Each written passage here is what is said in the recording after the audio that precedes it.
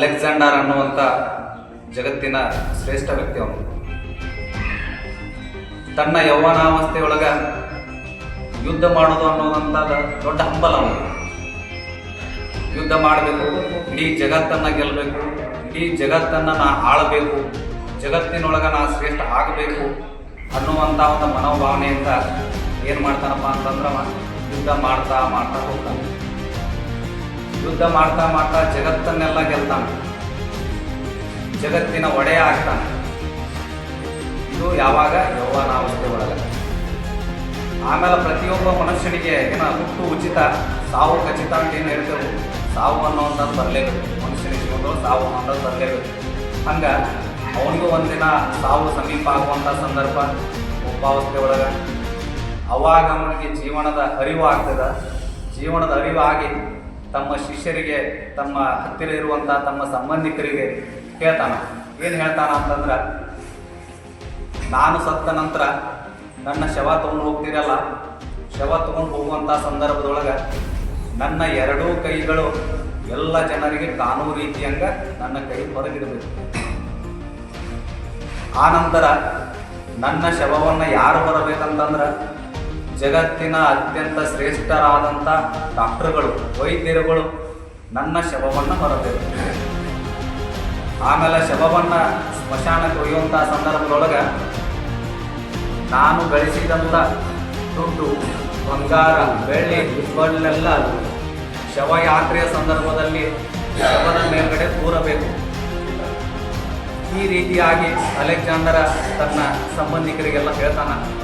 ಹೇಳಿದ ನಂತರ ಅವರಿಗೆಲ್ಲ ಈ ರೀತಿ ಯಾಕೆ ಮಾಡಬೇಕು, ಯಾಕೆ ಈ ರೀತಿ ಹೇಳಕತ್ತಾರು ಅಂತೇಳಿ ತಮ್ಮಲ್ಲಿ ಒಂದು ಪ್ರಶ್ನೆ ಹುಡ್ತೈತಿ. ಆದ್ರೆ ಅವ್ರಿಗೆ ಯಾರು ತಗಂಗಿಲ್ಲ, ಯಾಕಂತೇಳಿ. ಅದಕ್ಕೋಸ್ಕರ ಅವ್ರನ್ನ ಕೇಳೋನು ಅನ್ನುವಂಥ ವಿಚಾರ ಇಟ್ಕೊಂಡು ಅವ್ರನ್ನ ಕೇಳ್ತಾರೆ, ಯಾಕ್ರಿ ಮಹಾರಾಜರ ಈ ರೀತಿ ಹೇಳಕತ್ತಿದ್ದೀರಿ ನೀವು ಅಂತೇಳಿ. ಇಲ್ಲ, ನನ್ನ ಸಾವಿನ ಕೊನೆ ಅಂತೂ ಬಂದೈತಿ, ಇಂದಿಲ್ಲ ನಾಳೆಗೆ ನಾ ಸಾಯವದನು, ಸತ್ ಮೇಲೆ ಈ ರೀತಿ ನೀವು ಮಾಡಬೇಕು. ಯಾಕಂತಂದ್ರೆ ಮೊದಲಿಗೆ ನಾ ಏನು ಹೇಳೀನಿ, ನನ್ನ ಎರಡೂ ಕೈಗಳನ್ನು ಎಲ್ಲ ಜನರಿಗೆ ಕಾಣುವಂಗೆ ಹೊರಗಿಡಬೇಕು.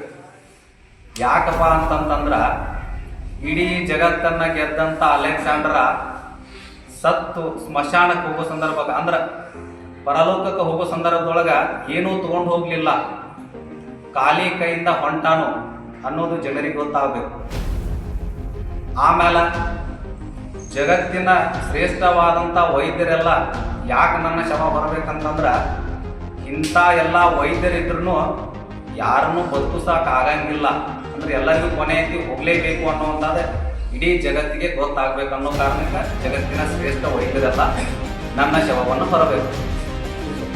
ಆ ನಂತರ ನಾ ಗಳಿಸಿದ್ದನ್ನೆಲ್ಲ ದುಡ್ಡು, ಬೆಳ್ಳಿ, ಬಂಗಾರ ಯಾಕೆ ಶವದ ಮೇಲೆ ಹಾಕ್ಬೇಕಂತ ಹೇಳೀನಿ ಅಂತಂದ್ರೆ ಹೋಗುವಂಥ ಸಂದರ್ಭದೊಳಗೆ ನಾವು ಗಳಿಸಿದ್ದನ್ನೆಲ್ಲ ಇಲ್ಲೇ ಬಿಟ್ಟು ಹೋಗಬೇಕು, ಯಾವುದನ್ನು ತಗೊಂಡು ಹೋಗ್ಲಿಕ್ಕೆ ಆಗೋದಿಲ್ಲ ಅನ್ನುವಂಥದ್ದು ಇಡೀ ಜಗತ್ತಿಗೆ ಗೊತ್ತಾಗಲಿ ಅನ್ನುವಂಥ ಕಾರಣದಿಂದ ಅಲೆಕ್ಸಾಂಡ್ರ ಈ ರೀತಿ ಹೇಳಿದ.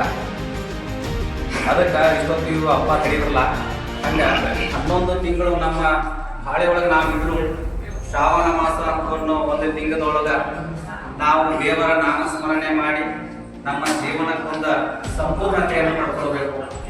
ಪ್ರತಿ ವರ್ಷ 1 ತಿಂಗಳು, ಆಮೇಲೆ ಶಿವರಾತ್ರಿ ಒಳಗೂ ಮಾಡ್ತೀವಿ. ಮಠದೊಳಗೆ ನಿರಂತರವಾಗಿ ನಾಮಸ್ಮರಣೆ ಭಜನೆ ನಿರಂತರವಾಗಿ ಇರ್ತೈತಿ. ಆದ್ರೆ ನಮಗೇನಾಗಿರ್ತೈತಿ, ನಮ್ಮದು ಭಾಳ ಇರ್ತೈತೆ ಅನ್ನೋ ಒಂದು ಕಾರಣಕ್ಕೆ ನಮ್ಮ ಕೆಲಸದ ಒತ್ತಡದೊಳಗೆ ಬರಕ್ಕೆ ಆಗೋದಿಲ್ಲ. ಆಮೇಲೆ ಶ್ರಾವಣ ಮಾಸ ಅನ್ನುವಂಥದ್ದು ನಮ್ಮ ಪ್ರಕೃತಿ ದತ್ತವಾಗಿ ನಮಗೆ ಅನುಕೂಲಗಳನ್ನು ಮಾಡಿಕೊಟ್ಟೆ. ಯಾಕಂತಂದ್ರೆ ನಾವು ನಮ್ಮ ಜಮೀನನ್ನೆಲ್ಲ ಹದ ಮಾಡಿ ಬಿತ್ತಿ ನಾವು ಎಡಿಗುಂಡಿ ಉಳಿದವರು ಇನ್ ಕಡೆ ಎಲ್ಲ ಕೆಲಸ ಮುಗಿಸಿ ಈ ತಿಂಗಳೊಳಗೆ ಹೆಚ್ಚಾಗಿ ರೈತರ ಖಾಲಿ ಇರುವಂಥ ಸಮಯ ಅಂತಂದ್ರೆ ನಮಗೆ ಶ್ರಾವಣ ಮಾಸ. ಈ ಶ್ರಾವಣ